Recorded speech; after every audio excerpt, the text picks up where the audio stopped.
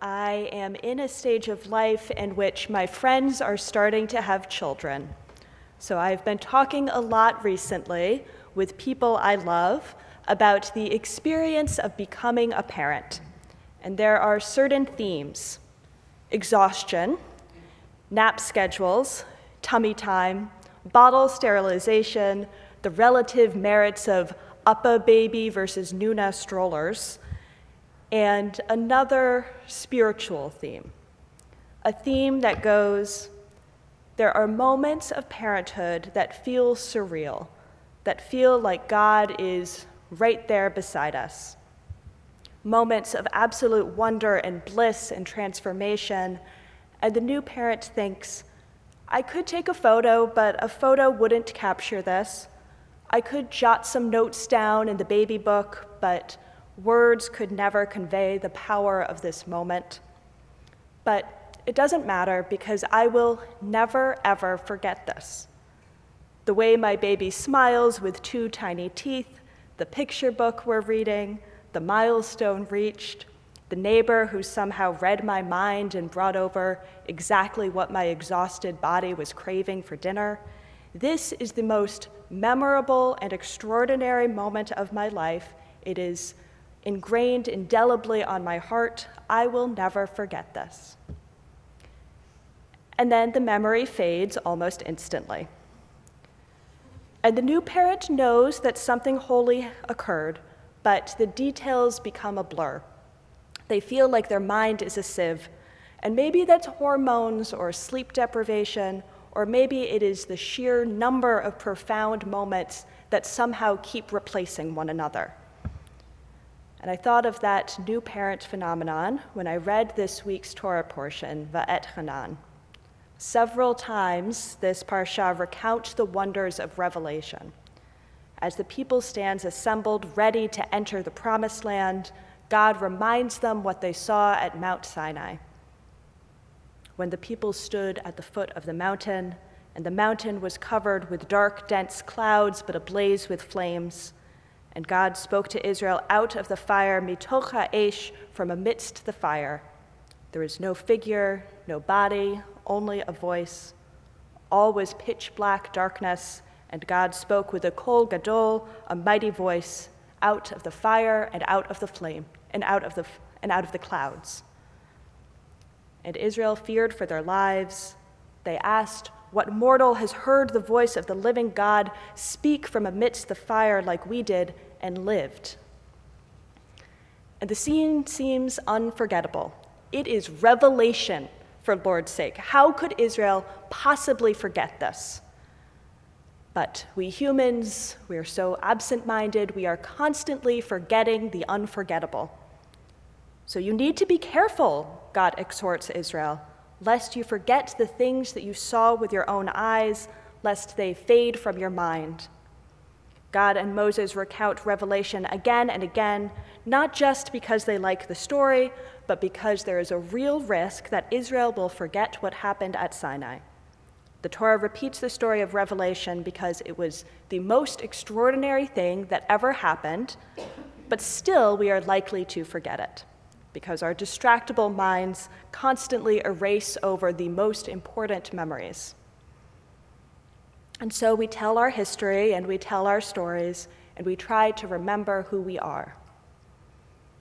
But Judaism has another strategy to ensure that we do not forget the unforgettable. Shema Yisrael, Moses declares, hear, O Israel, et hachukim ve'et hamishpatim, asher anochi dover be'oznechem hayom, the laws and the rules that I put in your ears today. The laws and the rules that I put in your ears. The language is forceful. God, via Moses, doesn't merely tell or instruct or even command Israel, but rather puts the law in each person's ears. The physical body receives the law. Law matters in Judaism, and Deuteronomy explains why. God gave us law in order that we not forget revelation. The intricate system of mitzvot is a totally life-encompassing memory tool. Do not forget that God is at the center of everything. We are in an era of spiritual but not religious, particularly among younger generations. And so self-defined people generally do not feel it is necessary to participate in formal religious institutions or traditional ritual practice.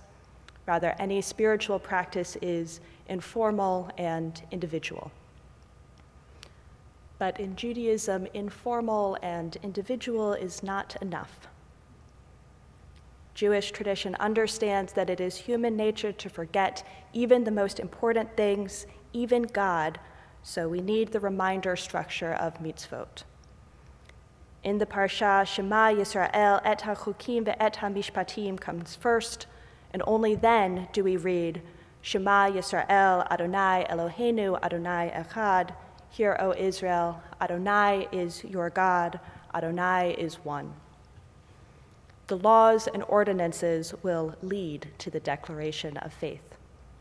Laws and ordinances, and that is to say the mitzvot, the sacred opportunities for living Jewishly, they are a structure that help us live with dignity and gratitude and attentiveness to God.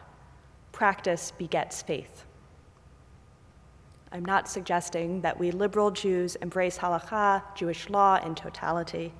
I do not believe that the entire corpus of Jewish law is binding upon the modern Jew.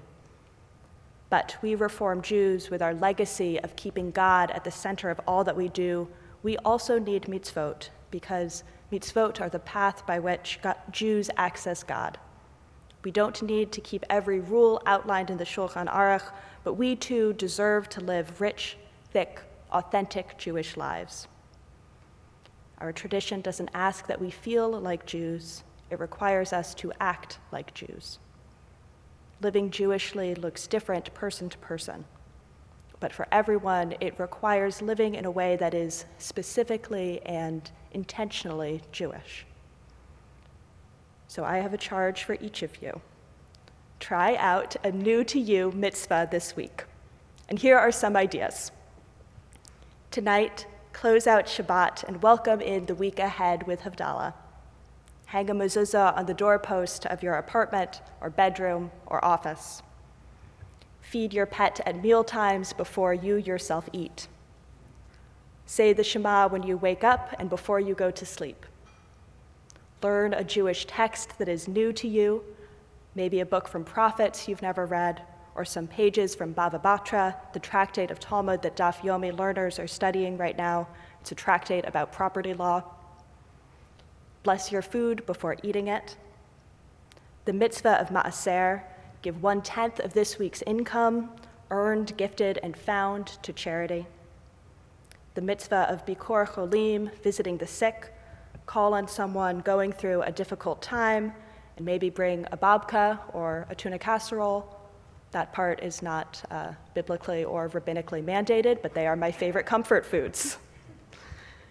A life of mitzvot is a practice in intentionality and patience and generosity. Mitzvot are a guard against our forgetful nature. They remind us of God and they lead us to God. That is what this week's Torah portion urges us. We must do Judaism, lest we forget that we are Jews. Shabbat Shalom.